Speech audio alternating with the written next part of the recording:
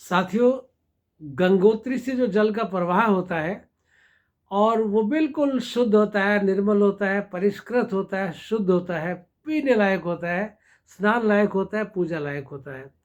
और गंगोत्री से जैसे जैसे जल का प्रवाह नीचे समतल की ओर चलते हैं, तो बीच में अन्य नदियाँ मिलनी शुरू हो जाती हैं और कुछ गांव आने शुरू हो जाते हैं धीरे धीरे। कुछ कस्बे सिट आने शुरू हो जाते हैं, टाउन, और धीरे धीरे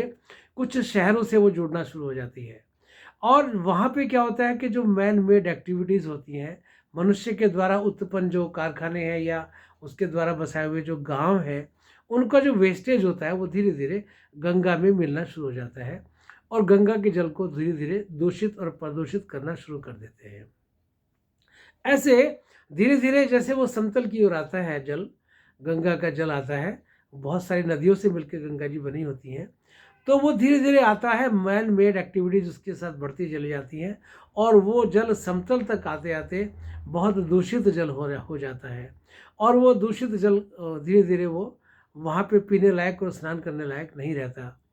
इसी प्रकार से साथियों, जैसे गंगा का जल गंगोत्री से निकलता है वो शुद्ध होता है और समतल तक आते आते दूषित हो जाता है। जो परमात्मा ने, भगवान ने जो वस्तुएं बनाई हैं हमारे आहार के लिए, चाहे वो सब्जी हो या सलाद हो या फल हो या अंकुरित हो या धान हो या अन्न हो, जितने भी खाने की पत्ते वाली सब्जी फल हो, कुछ भी क्यों ना हो,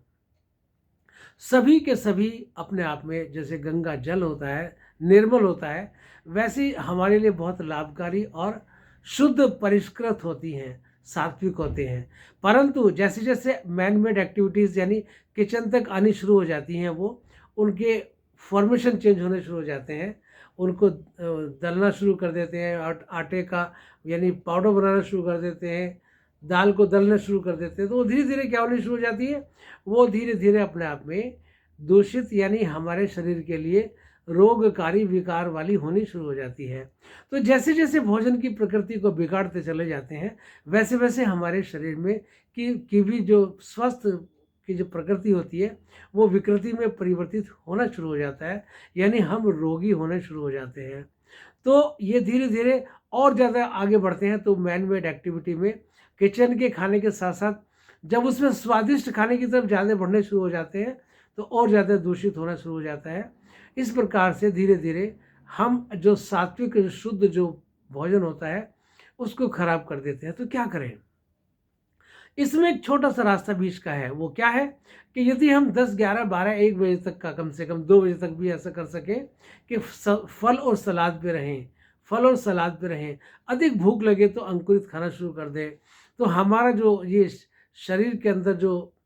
दोषों की संख्या वो धीरे धीरे, बीमारियों की संख्या कम होनी शुरू हो जाती है। उल्टा रिवर्सल यानी स्वास्थ्य की तरफ हम बढ़ने शुरू हो जाते हैं। जैसे जैसे हम प्राकृतिक आहार की तरफ चलते हैं, वैसे वैसे प्राकृतिक जीवन की ओर चलते हैं और प्राकृतिक स्वास्थ्य, जिसको नैसर्गिक स्वास्थ्य बोलते हैं, उसकी तरफ हम बढ़ने शुरू हो जाते हैं और हम अपने आप को स्वस्थ पाते हैं। तो साथियों, ये एक प्रकार है, एक विधि है जिसके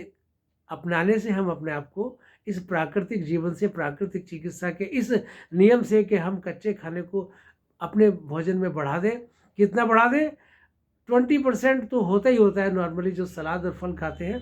30-40% तक इस आहार को बढ़ा सकते हैं। और कभी कभी ऐसा भी मौका लगे कि 50% या उससे अधिक भी हम भोजन में इस प्रकार से कच्चे आहार को बढ़ाएं,